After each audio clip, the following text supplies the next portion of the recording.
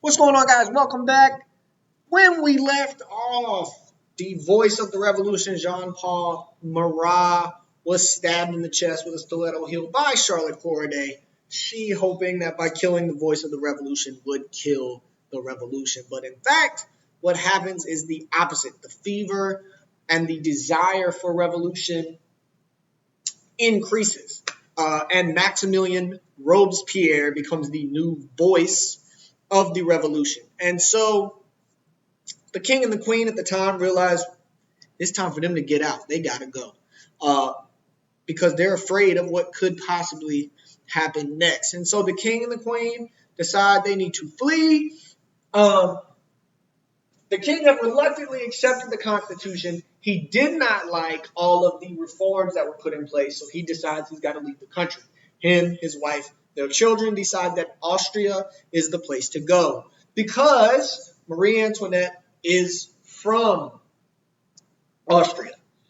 And so on June 20th of 1791, the king and his family set out for the border of Austria. The king and his wife dressed as regular commoners, not dressed up in their normal royal attire. And they even dressed their son as a girl. They put him in a dress, throw some makeup on him, hoping that if they get stopped, it's just a couple with two daughters, not the king and the queen with the royal prince and princess. And so what happens is they are caught, and it's kind of ironic. They're caught by a guy, an individual running a checkpoint who supports the monarchy, a guy that didn't necessarily support the revolution, didn't want the monarchy to be going away. And when he stops them at this checkpoint, he immediately recognizes who they are. He sees King Louis XVI. He sees Marie Antoinette. He is caught up in emotion, and he bows to them. And when he bows to them, everyone else at the checkpoint who is pro-revolution realizes who is in the carriage and that they are trying to escape. And not just escape, but escape to an enemy country, a country that is anti-revolution. And so they are captured, they are brought back to Paris, and they are thrown in prison. And so Maximilien Robespierre decides it is time to abolish the monarchy. It is time to get rid of absolute monarchy. The convention abolishes the monarchy temporarily. The argument that Robespierre makes is that as long as members of the royal family are alive, the monarchy could potentially be restored. It could be brought back. And so Robespierre puts the couple, King Louis XVI and Marie Antoinette, on trial for treason because the punishment for treason or crimes against your country is automatically death. It's a foregone conclusion that they're going to be found guilty. The Jacobin group is who makes up the jury. The judge is a member of the Jacobin group. The lawyer prosecuting the case is a Jacobin lawyer. And they're not given the opportunity to defend themselves. And so they're found guilty. And in January of 1793, King Louis XVI is guillotined. He is beheaded. No more head, cut off. Just like that. They leave Marie Antoinette in prison kind of as a form of just mental torture.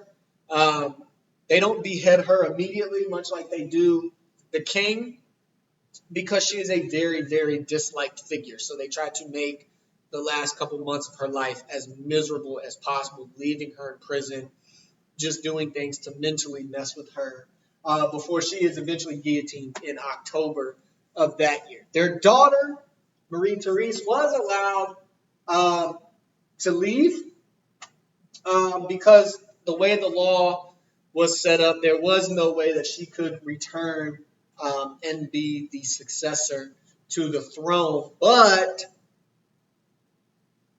later on, she does return back to France, and once she is captured in France the second time, they do also throw her in prison. Their son, the prince, Louis Charles, or the man that was supposed to be Louis XVII, is beaten, mistreated, malnourished. He's a 10-year-old in prison.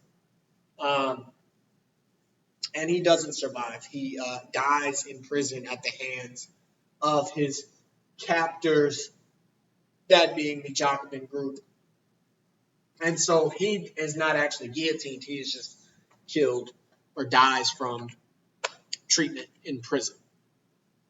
And so this was the guillotine. This is what it was like. It was a public spectacle. The guillotine was set up right in the middle of Paris. Today, they have a monument where the guillotine once stood. But you would see they would bring wagons with all of the prisoners who were to be guillotined that day. They would be brought up, blade would fall, capture the head, dump the body. And people stood around and watched. It was a public spectacle. People stood around, watched, cheered. The fever for the revolution was high. People wanted this revolution. They enjoyed watching enemies of the revolution beheaded. People watched from windows. People watched in the crowds. It was a public spectacle. People came to watch these things happen. And so terror starts to grip France, though. The reign of terror. A group developed in France said they wanted to create a republic of virtue. This is the Jacobin group. They wanted France to be rid of all of its past, all of its monarchy, all of the history of the monarchy. Everything that reminded them of old France needed to be rid of. The group was led by Maximilien Robespierre. And so the goal of Robespierre was to completely change the history of France. Completely change the history of France. So much so that he changes the calendar to be more scientific. He wants anything that is remotely tied to religion, he tries to get rid of. The calendar, for example, the calendar that we follow, is a very Christian-based calendar. BC, before Christ, AD, after death. It's a religion-based. The years are religious-based. And so Robespierre, in an effort to change that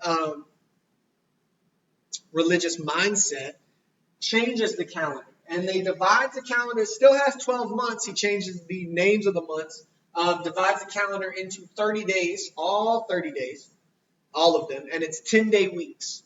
The goal was to get people to forget when it was Sunday. And if they forgot which day was supposed to be Sunday, they would forget their Sabbath day. It would alter their religious practices. He closes all the churches. He changes the year. Year one was supposed to be the year that the Bastille was stormed and the French Revolution began. And so he alters everything, trying to change the history of France. He makes Marat a martyr. Marat is almost celebrated as a religious figure, almost like that of Jesus. You can see paintings and sculptures of Marat from this time period, which are painted and sculpted in the same way that Jesus is painted or sculpted. But Robespierre tries to change the entire history of France. This individual right here, who believed that rule through terror was the most effective way, that you could scare people into buying in, and it didn't matter that they only bought in because they were afraid. What mattered was that they bought in. And so his belief is that terror is nothing other than justice, prompt, severe, inflexible. He believed that terror was the best way to govern, that scaring people into doing the right thing. And he believed that justice should be these three things: prompt, severe, inflexible. It did not matter the crime. It should be prompt or fast. It should be severe so that people are afraid of the punishment, and it should be inflexible. There is no gray area. It is black or white. You did it or you didn't. You're innocent or you're not. That's it. And so that's why a lot of people are arrested and tried in the same day. The severe punishments were the guillotine. Heads were chopped off. Punishments were inflexible. If you were found guilty or not guilty, it did not matter the reasoning, the why.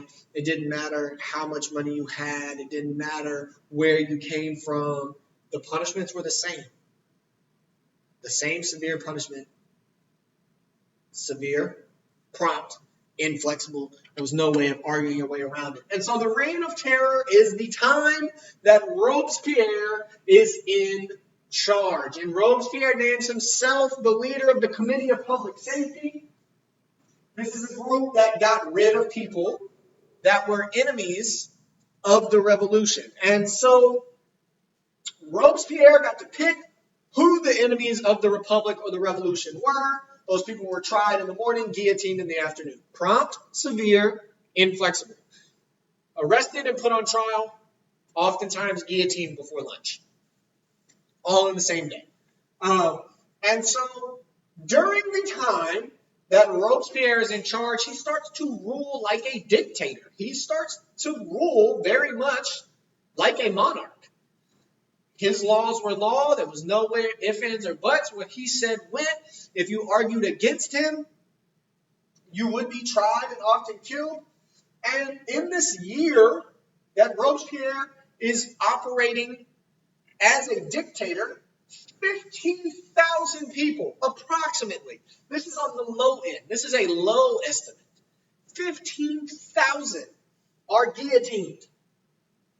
It is believed that the guillotine ran like clockwork all day. Just chopping heads off. Pat, pat, pat, pat. The guillotine gets a nickname known as the National Razor. It is the razor that is cutting those that do not have this nationalistic feeling, that do not have the fever of revolution, the people that want revolution to take place. And so he kills innovative thinkers, people that didn't think like Robespierre were gotten rid of. They were put on trial for treason simply because they disagreed, and heads were cut off. The Reign of Terror was so prompt, severe, and inflexible that you could, in an easy, simple conversation with an individual at the grocery store complaining that the cost of bread has not come down since Robespierre was in charge, boom, that was speaking out against Robespierre, arrested, tried, guillotined. That simple. You were not to cross this man. And so, all the time, every day, Robespierre would come out and he would have a list. He'd put out and he would have a list. And he said, in this book, I have new names of people that were guilty. People that speak out against revolution. And he would open up and he would begin to read his names, and the people would gather around, either because they wanted to know if their name was on that list, that you had a slim chance of maybe getting away, escaping, or they wanted to help capture the people whose names were on that list. And so one day Robespierre gathers as a large group waiting to hear this speech that Robespierre has. And he mentions he has this list of names. And he gets up and he says, I have this list of names of people, but I will read them off at a later date. Well, the problem is he's got a mob. He's got a crowd. Everybody in the crowd all of a sudden wonders. Now they don't know if their name is on that list or not. They want that list. They want to know who is on the list. So they storm the offices where Robespierre is, to the point that guards start to commit suicide. They're jumping out of windows. They're shooting themselves. They don't want to deal with this mob, this crazy mob that is so thirsty for blood. They want to see someone guillotined. Robespierre has been giving names of the guillotine, including his own friend, Georges Danton, who had come to power with him in the Jacobin group. But now he's refusing to give the names on the list. And so he locks himself away in his office. They storm the building where his office is, demanding to know the names. All of his guards are committing suicide to avoid being caught up in the mob. Robespierre, finding out what's going on, loads a revolver and shoots himself. But it doesn't do the job. The bullet ricochets off his jawbone and out the side of his mouth. So he does pass out from severe pain, but he is not dead. He is ultimately captured. Ultimately, he is captured by individuals that are not happy with his terroristic government. And instead they capture him, they put him on trial.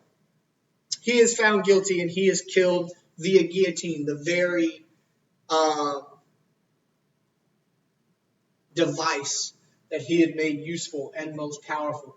And so with his death, the reign of terror comes to an end, and the people that come to power after him are moderates. They create a new constitution, one more similar to that of Great Britain and the ones the colonies set up after the American Revolution, with a two-house legislature, a legislative branch, and executive branch with 5 members, so that you don't have just one single individual in charge, but 2 groups that are supposed to work together for what is best for France. And it becomes known as the Directory.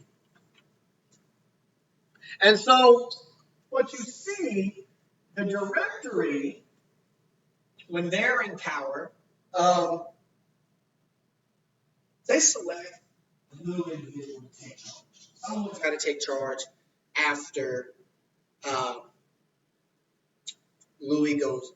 after Robespierre is put to death. The Directory starts to try and run France, and it doesn't necessarily work as planned. And so someone has to come into place, someone with a leadership style, someone that is strong-willed, strong-mannered, someone that can grab control of France and steer them in the right direction. And it ends up being a general who had fought wars pre-revolution, who had fought during the revolution. It becomes a man who's not actually French. A little short individual. A general. Arguably one of the greatest military minds of all time, who puts France, he does take France at a very low point, and he puts them back on top. We will talk more about this individual later. You have an assignment on the French Revolution, a French Revolution project of sorts. So be sure to check Canvas. If you have any questions about it, reach out to me. And as always, you have a great day.